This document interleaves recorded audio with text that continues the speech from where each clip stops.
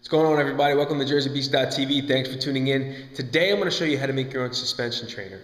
With the huge functional training movement and boom that's happened over the past couple of years, suspension trainers have gotten like ridiculously huge and ridiculously expensive. So I'm going to show you how to make one out of some tie-down straps that you can buy at Home Depot. Now the tie-down straps are straps with the hooks. There's like black hooks on each end, and it's two pieces. One piece is a shortened piece of webbing straps, or a shortened piece of strap that has a hook, and the other side is attached to a buckle. And then the second piece is a long strap with one end that's free and the other end that has a hook. Okay, so it's two-piece strap. So we have our straps, right? This is the long strap that has the hook on one end. As you can see, it goes all the way up. It goes through this buckle, right? Through the buckle there. And then the second piece, the shortened piece, is a buckle attached to a short piece of webbing and a hook. Okay? So we loop our hook over the bar, pull-up bar if you have one, power rack, squat rack, and then you take the hook and you loop the strap through the hook. So take the strap, you loop it through the hook, and just like that. See that? It straps through the hook. And now when you pull on it, it's not going anywhere. Okay? So you do that for both of them. Strap through the hook, pull on it, and you're good to go. Then on the bottom, you have your hooks hanging. And you could take any kind of handle you want. This handle I have here is an old handle that I had from some old heavy resistance bands. It's got a D-ring on it. Just make sure if you're going to use a handle like this, that the stitching on it is pretty solid, because you don't want that giving way, okay? And that the D-ring has a weld in the center. If this is an open joint here, you might split that open if you're having it support your body weight. So these handles look pretty solid. I've used them before, so these are okay. But you just take the D-ring and you loop it right over the hook. Just like that. Oops. I'm going to show you how to prevent that in a second. Loop it right over the hook. Okay, you do that with both sides, and then you're pretty much good to go. Now the problem with these hooks is that they're open-ended, obviously, so they're a little unsafe if you're not really paying attention. So if you're going to do it this way, make sure you pay really close attention to your form and don't get sloppy, because if you do, there's a chance that these D-rings might slip off. Okay? Same thing goes with the top. The top is pretty secure, but again, it's open-ended. So one way to battle this on both ends is to take a spring clip, which if you go to any gym, you've seen these, but you can buy them at Home Depot relatively cheap.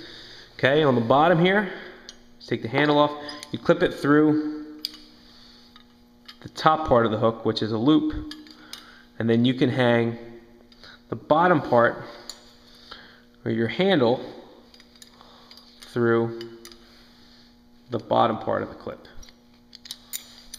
Just like that. You just have to make the adjustment in the height so you're not like dragging on the floor here. But that'll be much more secure than just looping it through the hook. So you can do it that way. Okay, for the top, take another one. So you would need 4 if you're going to do this. Okay, unhook the strap. Okay, you're going to loop, use the floor here, you're going to loop the main part of the strap through the hook. Okay, going to loop the hook over the bar like so, and then the other side of the spring clip, give me 1 second, I need 2 hands, you're going to clip through the eyelet just like you did on the bottom. Okay, so now when you pull it, it's no longer dependent on the hook down. It's just dependent on the spring clip and the eyelet. So that's not going anywhere. Okay, that's not coming off at all. Okay, so you would do that for both sides, and then you're good to go. With this buckle, you can adjust the height, pull the strap through, or press the buckle button, and you can adjust the height higher or lower. You can do pull-ups with it. You can do push-ups with it. I'll just demonstrate real quick how you can adjust, and we'll go from there. All right, so you got your straps hanging. And, oh, one thing I forgot to mention, real quick. I have these handles too, which you can pretty much buy at any sporting goods store. And these are a little bit more sturdy than the old band, resistance band handles. So these are pretty good too to use, okay? But going back down,